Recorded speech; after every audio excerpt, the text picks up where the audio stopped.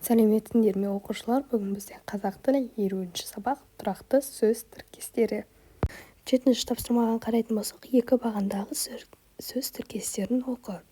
Бірінші бағанда шарды, үрледі, бүйрегі ауырды, қойдың аузындағы шөп, шашы қобырады,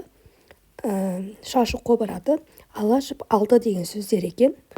Екінші бағандағы үріп ауызға салғандай, бүйрегі бұрды, қой аузынан шөп алмас, төбе шашы тік тұрды, ешкімнің ала жібін аттамайды деген сөздер екен.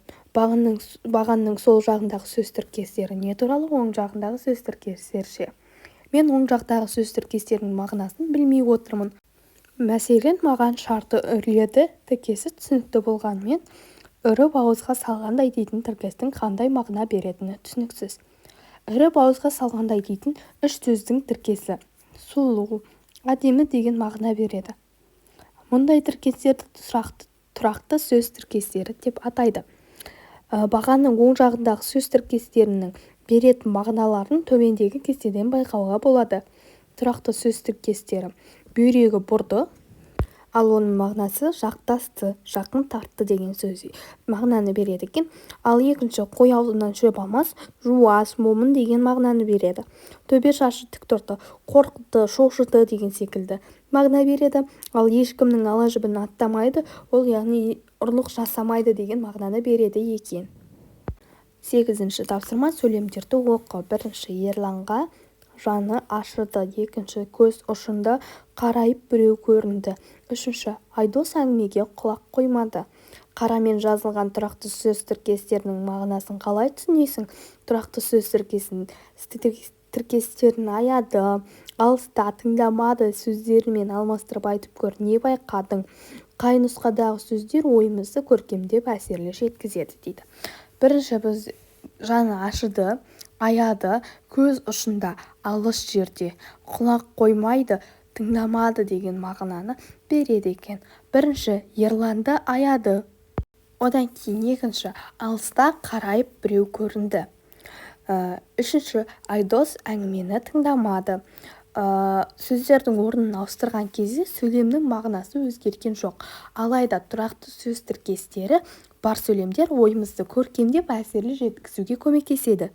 Екі немесе одан да көп сөзден құралып бір ғана мағынаны білдіретін сөз тіркесін біз тұрақты сөз тіркесі деп атайды екенбіз. Мысалы, қара қылды қақжарған.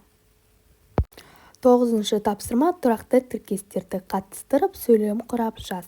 Қас пен көздің арасында тайға таңба басқандай мойны жар бермеді. Жазғы демалыс қас пен көздің арасында зымырап өте шықты.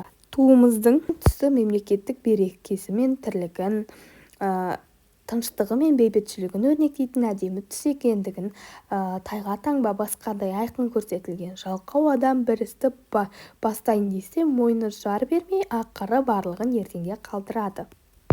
Бұл сөз топтарының тұрақты тіркес екенін дәлелдей білуге үйрен. Бұл тұрақты тіркес өйткені ол бірнеше, екі немесе үш немесе одан да көп сөздің тіркесуі арқылы бір ғана, мысалы, көп деген сөз болатын болса, сол тіркестердің бір ғана мағынаны білдіруі. Ал бұл тұрақты тіркес өйткені ол ойды көркем, әсерлі жеткізуге көмектеседі.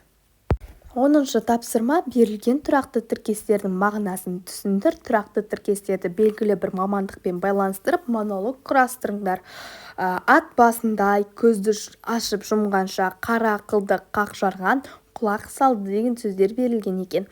Ат басындай үлкен, көзді ашып жұмғанша ол тез жылдам, қара қылды қақ жарған әділ деген, ал құлақ салды тыңдады деген мағыналарды білдіреді екен. Түс көріп жатыр екенмін. Маған ат басындай алтын береміз, өз мамандығыңнан бас тарт деп ұсынып жатыр екен. Мен өзімнің қара қылды қақ жарған әділ мамандығымды еш нәрсеге айырбастамаймын деп өз пікірімді айтып жатырмын. Олар құлақ сап тыңдап, менімен келіскендей болып, көзді ашып жұмғанша жоқ болып кетті. Мен бұл түсім екеніне қуандым. 11-ші тапсырма суреттерге қарап тұрақты сөз тіркестерін тап. тапқан сөз тіркестеріңді жазып, жанына бір сөзбен баламасын көрсет. Үлгі, тайға таңба басқандай, анық, айқын деген мағынаны білдіреді.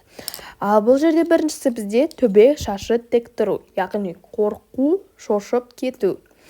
Көзді ашып жұмғанша, тез, жылдам деген мағыналарды береді екен. Келесі 12-ші тапсырма керісінше сөз жұмбақ. Сөз жұмбақтағы сөздерге сәйкес тұрақты сөз тіркестерін тауып жаз. Бірінші көлденеңінен және тігінен. Тігінен бізде жуас, көлденеңінен ақылдас. Ал екінші бізде анық, одан кейін үшінші алыс, яғни бұл сөздер тігінен, ал көлденеңінен бізде ақылдас деген бір сөз шығады екен. Ал балалар, осымен бүгінгі біздің сабағымыз аяқталды. Арнаға тіркеліп, лайк басып, комментарий жазуды ұмытпаңдар. Келесі сабақта кездескенше сау болыңдар.